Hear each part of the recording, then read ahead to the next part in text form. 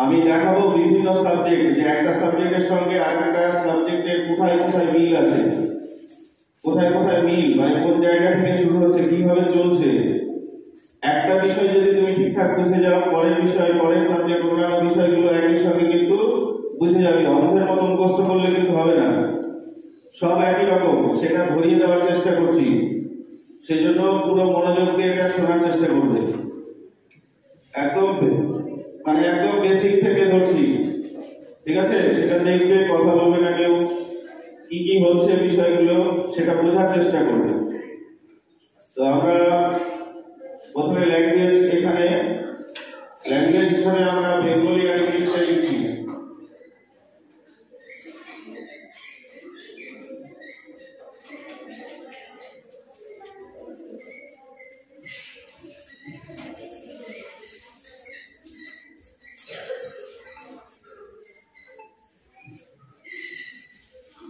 বাংলা অথবা ইংলিশ, এটা হচ্ছে ল্যাঙ্গুয়েজ, ল্যাঙ্গুয়েজ গ্রুপের।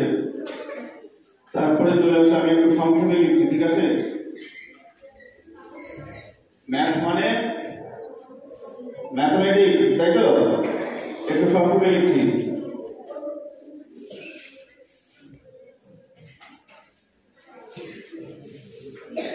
পি সায়েন্স মানে তোমাদের শুধু সায়েন্স আছে না ফাইলে?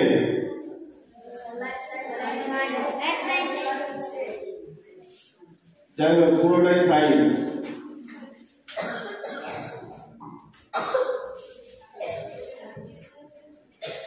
শুরুটা হচ্ছে কেমন ভাবে, কোন ভাষা শিখতে গেলে আমাদের আগে অ্যালফাবেট, বর্ণমালা শিখতে হয় না? বর্ণমালা শিখতে হয় কিনা? আমি সবগুলো ধরবো, বর্ণমালা কাকে বলে, ধ্বনি কাকে বলে, বর্ণ কাকে বলে, এগুলো সবাইকে ধরবো কিন্তু। সেজন্য দেখবে এখানে শুরুটা হচ্ছে কি, বর্ণমালা অ্যালফাবেট আমাদের বাংলাতে দুটো ভাগে ভাগ করছি। কি কি ভাগ করছে? একটা স্বরবর্ণ আর ব্যঞ্জন বর্ণ, তাই না?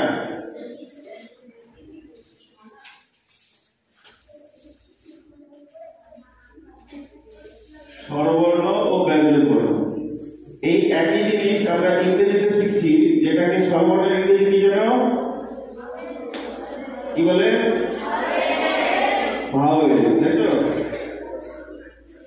আর ব্যঞ্জন বর্ণের ইংরেজি এটাকে অ্যাড বলে, কনসোন্যান্ট, তাই তো?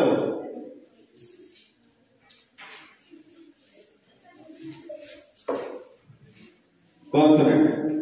একটা দিক থেকে দেখানোর চেষ্টা করছি কোথায় কোথায় মিল আছে, আর এরকম আরো অনেক দিক আছে। অঙ্কের দিকে দেখবে আমরা একটা পাই, কি পাই? মৌলিক সংখ্যা। মৌলিক সংখ্যা জানা আছে না? মৌলিক সংখ্যা। আর একটা, আচ্ছা সংখ্যাটা লিখে দিই, মৌলিক সংখ্যা। আর একটা কি পাচ্ছি? যৌগিক লিখে দিচ্ছি, হ্যাঁ জায়গা অনেক ছোট হয়ে যাচ্ছে। যৌগিক সংখ্যা, মৌলিক সংখ্যা, যৌগিক সংখ্যা। ফিজিক্যাল সায়েন্স মানে সায়েন্সের দিক থেকে আমরা এখানে পাচ্ছি কি?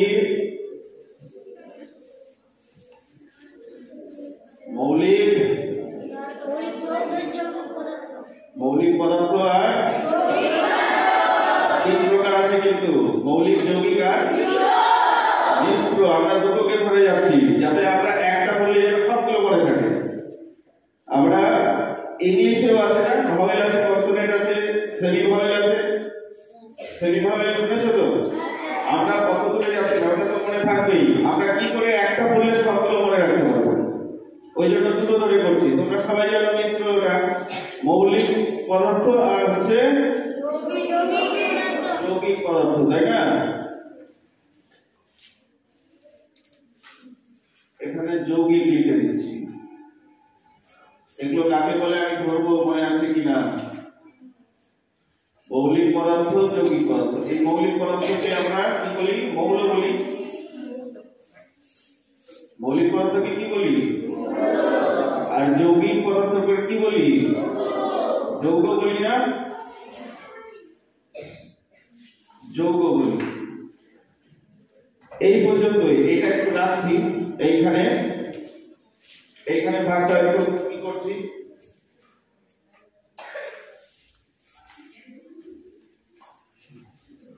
এটা লিখে রাখছি, এটা পরে এটা হবে। উদ্ভিদ ও প্রাণী।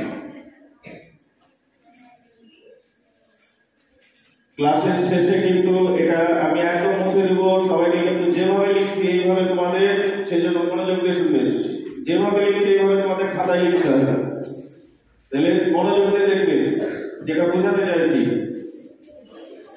স্বরবর্ণ ভাওয়েল, এইটা হচ্ছে ব্যঞ্জন বর্ণ বা কনসোনেন্ট, তাই না? স্বরবর্ণ মনে আছে কাকে বলে? মনে আছে? বলো তো একজন।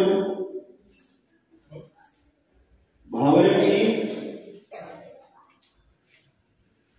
ভাওয়েল কি? স্বরবর্ণ কি বলতে পারবে? বলো তৌলিক, বলো। উচ্চারণ করতে গেলে অন্য কোনো বর্ণের প্রয়োজন হয়, তাই তো?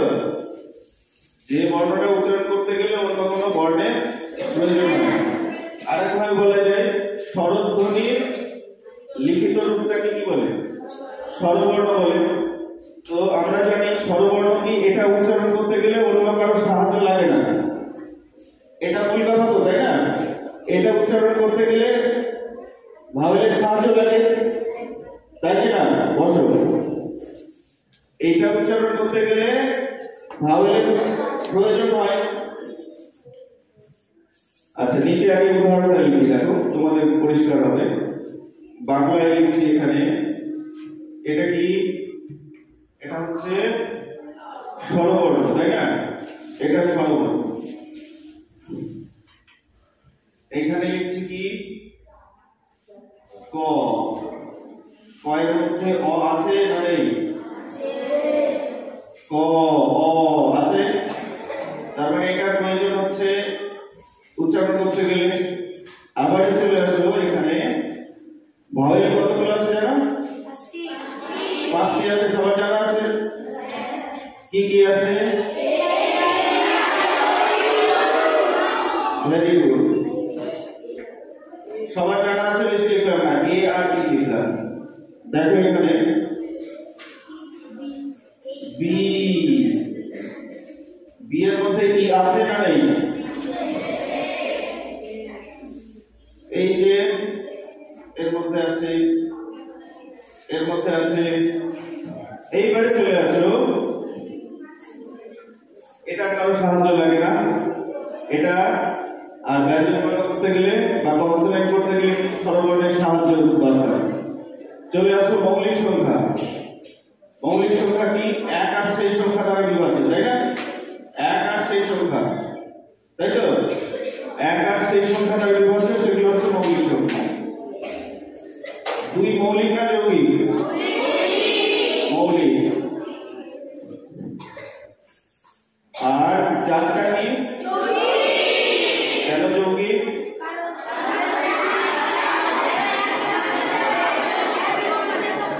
এক এবং সেই সংখ্যা ছাড়াও বিভাজ্য হয়, তাই না? বিভাজ্য হয়। আমরা দেখবো, সোজা বসো। দেখো এটাকে যদি আমরা ভাঙি যৌগিকটাকে, তাহলে আমরা দেখবো, দেখো এখানে 2 গুণ 2 4 হয় কিনা? দুইটা কি মৌলিক না যৌগিক? তার মানে যৌগিকের মধ্যে মৌলিকটা আছে, যৌগিকের মধ্যে মৌলিকটা আছে কিনা? একটা বড় সংখ্যা নিয়ে দেখো, বড় সংখ্যা নিলাম 100, এটাকে ভাঙছি 50,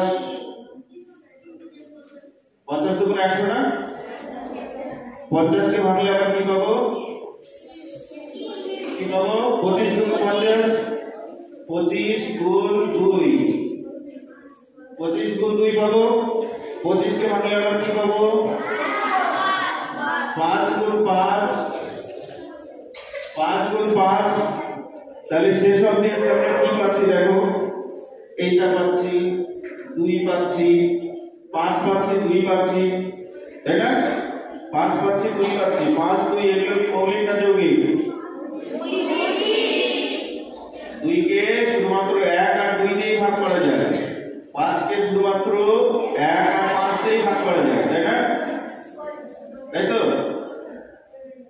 তার মানে কি প্রত্যেকটা যৌগিক সংখ্যার মধ্যে কি আছে? মৌলিক সংখ্যা আছে।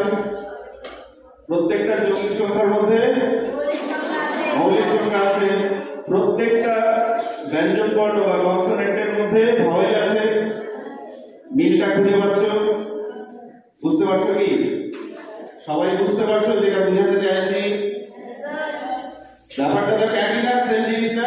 আমরা এটা ভাষার ক্ষেত্রে এরকম ভাবে পড়ছি, অঙ্কের ক্ষেত্রে আমরা যখন পড়ছি তখন আমরা অঙ্ক দিয়ে পড়ছি, একই বিষয়। এখানে কি আবার রিপিট করছি, কনসোনেন্টের মধ্যে কি আছে? ভাওয়েল আছে। ঠিক একই রকম ভাবে যৌগিকগুলোর মধ্যে কি ঢুকে আছে? মৌলিক মৌলিক সংখ্যাগুলো আছে। এবারে পদার্থে চলে আসো। দেখো বিজ্ঞানের ক্ষেত্রে মৌলিক পদার্থ কাকে বলে?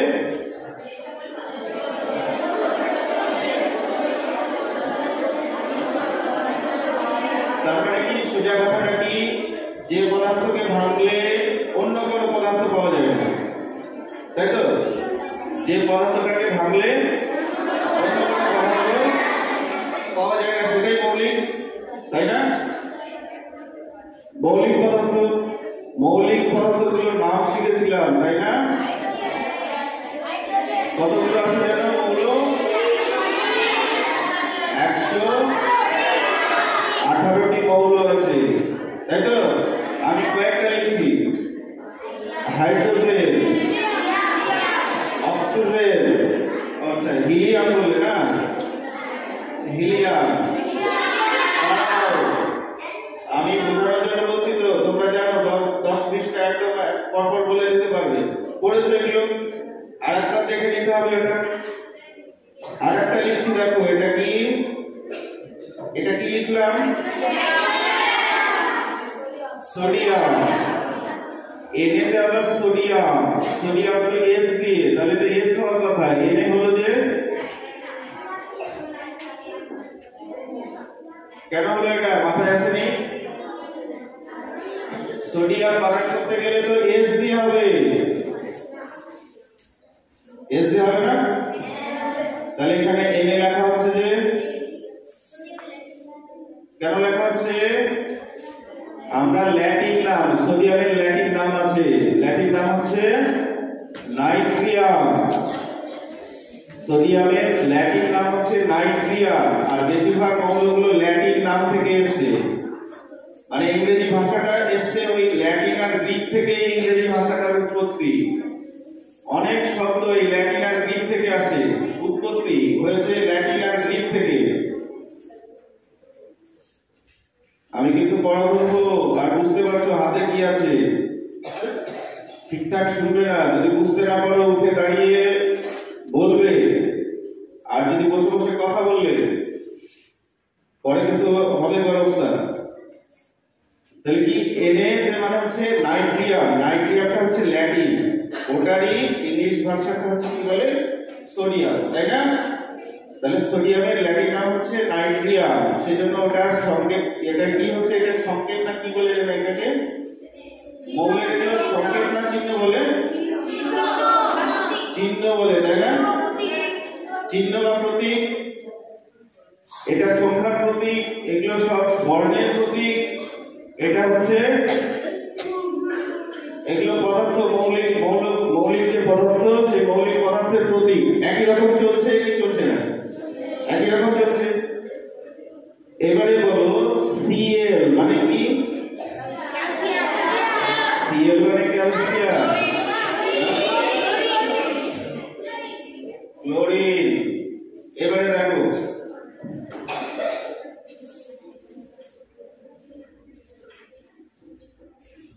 সব একই প্রসেস। যৌগিক পদার্থ মানে যৌগিক পদার্থের মধ্যে অবশ্যই কি থাকবে? মৌলিক পদার্থ থাকবে। যে পদার্থকে ভাঙলে আমরা কি পাবো? মৌলিক পদার্থ অবশ্যই পাবো।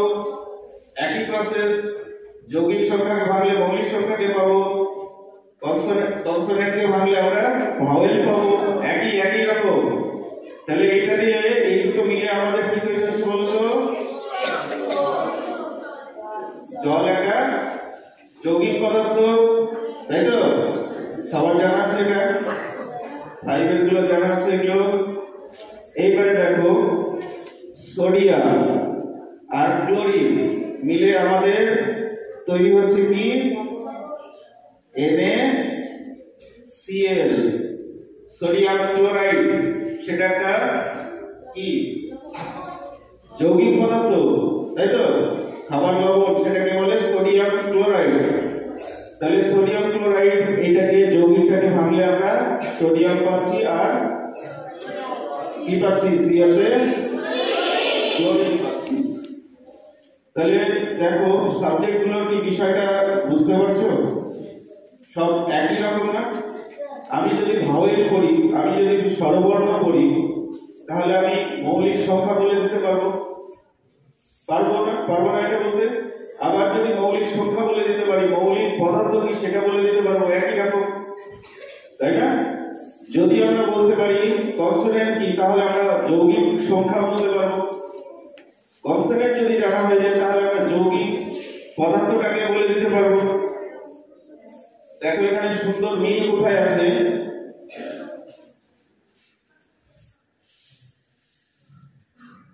এই যে এখানে ল্যাঙ্গুয়েজে যেটা ভাওয়েল করছি, যেটা স্বরবর্ণ করছি, যেটা ভাওয়েল করছি, যেটা স্বরবর্ণ করছি, সেটাই ম্যাথ হচ্ছে মৌলিক সংখ্যা, তাই না?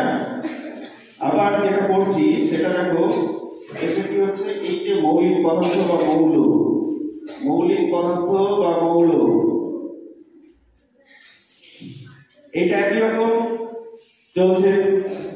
এবং যেগুলো দ্বিতীয়টা, এটাকে যদি দ্বিতীয় ধরি, এটাকে যদি দ্বিতীয় ধরি, এটাকে দ্বিতীয় ধরি, এই দ্বিতীয় সংখ্যা বা এই যে কনসোনেন্ট দ্বিতীয় নাম্বার আছে, তো দ্বিতীয় যেটা সেটা কি সবগুলো সাবজেক্টের এই দ্বিতীয়টা সবসময় প্রথমটার উপর নির্ভরশীল। প্রথমটা যদি না থাকে দ্বিতীয়টা থাকবে না, তাই না? যৌগিক পদার্থ থাকবে কি কোনো মৌলিক পদার্থ না থাকলে? থাকবে? থাকবে না। যৌগিক সংখ্যা থাকবে কোনো মৌলিক সংখ্যা যদি না থাকে? তার মানে কি এই যৌগিক সংখ্যা মৌলিক সংখ্যার উপর নির্ভরশীল, যৌগিক পদার্থ মৌলিক পদার্থের উপর নির্ভরশীল। কনসোনেন্ট কার উপর নির্ভরশীল? ভাওয়েলের উপর নির্ভরশীল। মানে ব্যঞ্জন বর্ণ কার উপর নির্ভরশীল? স্বরবর্ণের উপর নির্ভরশীল, তাই না? এবারে লাইফ সায়েন্সের এটা আলাদাভাবে হবে। এই ক্ষেত্রেও দেখো প্রাণীরা কার উপর নির্ভরশীল? উদ্ভিদ না থাকলে প্রাণী থাকবে? কিন্তু প্রাণীরা না থাকলে উদ্ভিদ থাকবে, থাকবে কি? তাহলে এই দ্বিতীয়টা প্রথমটার উপর নির্ভরশীল, তাই না? দ্বিতীয়টা প্রথমটার উপর নির্ভরশীল। এবারে এই সাবজেক্টটার দিকে দেখো, আমরা কোনো প্রাণীকে ভাঙলে মানে তার মধ্যে উদ্ভিদ পাবো। হিসাব অনুসারে লজিক তাই বলছে, যুক্তি তাই বলছে কিনা? তার মানে আমাদেরকে ভাঙলে কি পাবো? উদ্ভিদ পাবো। আমাদের মধ্যে উদ্ভিদ আছে না নেই? সরাসরি নেই, কিন্তু উদ্ভিদ যেটা দিয়ে তৈরি সেটা আমাদের মধ্যেও আছে, তাই না? কিন্তু উদ্ভিদ যেটা দিয়ে তৈরি সেটা আমাদের মধ্যেও আছে। উদ্ভিদের মধ্যে কি আছে? কার্বন আছে, হাইড্রোজেন আছে, অক্সিজেন আছে। এগুলো সব প্রাণীদেহের মধ্যেও আছে, এগুলো সব প্রাণীদেহের মধ্যেও আছে। সরাসরি আমরা পাবো না, কিন্তু দেখো প্রত্যেকটা সাবজেক্ট একই রকম ভাবে চলছে। পড়াটা কি বোঝা যাচ্ছে? এবারে পড়তে সুবিধা হবে না? বুঝতে পারছো? এবং এটা কি হলো বলতো? একটার সঙ্গে আরেকটা রিলেশন, একটার সঙ্গে আরেকটা রিলেশন। এটা রিলেশন সম্পর্কটা দেখলাম, সম্পর্ক আছে। আমরা জ্ঞান অর্জন করছি, আর জ্ঞানের অর্জনের জন্য বিভিন্ন সাবজেক্ট দেওয়া আছে, বিষয় দেওয়া আছে। কোনটা অঙ্ক, কোনটা বাংলা, কোনটা ইংরেজি, সব বিষয় থেকে আমরা জ্ঞানগুলোকে সংগ্রহ করছি। মানে কি এই সাবজেক্টগুলো সবই হচ্ছে জ্ঞান নামক পরিবারের অংশ, তাই না? জ্ঞান নামক পরিবারের অংশ হচ্ছে এই সমস্ত সাবজেক্ট, যেগুলো থেকে আমরা জ্ঞান অর্জন করছি, তাই তো? একই পরিবারের যদি অংশ হয় তাদের মধ্যে সম্পর্ক থাকে না থাকে না? আমরা আদর্শবাণী পরিবারের অংশ, নিশ্চয়ই আমাদের মধ্যে সবাই এখানে স্টুডেন্ট আছে, আমাদের মধ্যে সম্পর্ক আছে। একটা পরিবারের মধ্যে থাকলে কি হয়? সম্পর্ক থাকে, সেটা প্রত্যেকটা সাবজেক্টের মধ্যে। কিছুটা বুঝতে পারছো কি? এটা ভাবার জন্য, কিন্তু এটা কিন্তু কোনো বইয়ে এখানে পাবে না যে বইয়ে এইভাবে দিয়ে দেওয়া আছে কোনো নোট বইয়ে। বইটাই ঘেটে এগুলো পাবে না। পড়তে পড়তে যখন তুমি ভাবতে শুরু করবে তখনই কিন্তু এগুলো আসবে। এটা থেকে দেখবে তোমাদের মধ্যে যদি কেউ কেউ ভাবো সত্যি, তাহলে দেখা গেল এর সঙ্গে আরো কিছু বের করে দিবে, এর থেকে আরো কিছু নতুন কিছু ভাবনা ভেবে নিলে যে এর মধ্যে এই বিষয়গুলো তো আছে যেটা হয়তো আজকে হলো না, অনেক বিষয় আছে। এবারে পড়তে পড়তে আমাদেরকে একটা বিষয়ের সঙ্গে আরেকটা বিষয়টাকে যদি আমরা সম্পর্কটা মিলিয়ে দিতে পারি তাহলে আমাদের সহজ হবে না কঠিন হবে? পড়াটা সহজ হবে। আমাকে একটা বললেই তো সব মাথায় চলে আসলো, এটা জানি মানে এইটা আমার কাছে পরিষ্কার মানে এটাও পরিষ্কার, আর এটা যদি পরিষ্কার হয় এটাও পরিষ্কার হবে, তাই না? কষ্ট করে ওই প্রত্যেকটাই আলাদা আলাদা করে বারবার একই লাইন রিপিট করে করে মুখস্থ করতে হবে না, তাই তো? তাহলে আগে বুঝতে হবে। এইবারে দেখবো যে আমরা কোন পথে যেতে চলেছি, মানে এই যে সব সাবজেক্টগুলো এইভাবে চলছে, আমরা কি কি শিখবো আর কোথায় যাব, কি কি শিখবো আর কোথায় যাব, এবং যাওয়ার পথটা প্রত্যেকটা সাবজেক্টের ক্ষেত্রেও কিন্তু আবার একই রকম। আমরা কি কি শিখছি আর শিখে কতদূর অবধি যাব সেগুলো আমরা এটা মুছে দিচ্ছি। হ্যাঁ, যা যা আছে এটা লিখতে হবে, এটা মুছে দেব। তো এর পরের যে পথটা, সেই পথটাকে দেখাবো। দেখবে পথটাও আবার কি হবে, একই সেমই হবে, রাস্তাটাও একই হবে, কারণ সবগুলো রাস্তা ওই জ্ঞানের রাস্তার দিকে যাচ্ছে, সবার রাস্তা একই রকম হবে। আমরা একটা সম্পর্ক পেয়ে গেলাম একই রকম। এরপরে আমরা দেখবো যে পথে চলছে এগুলো, যেগুলো যেভাবে আমরা পড়বো সেটাও দেখবে একই রকম, তাই না?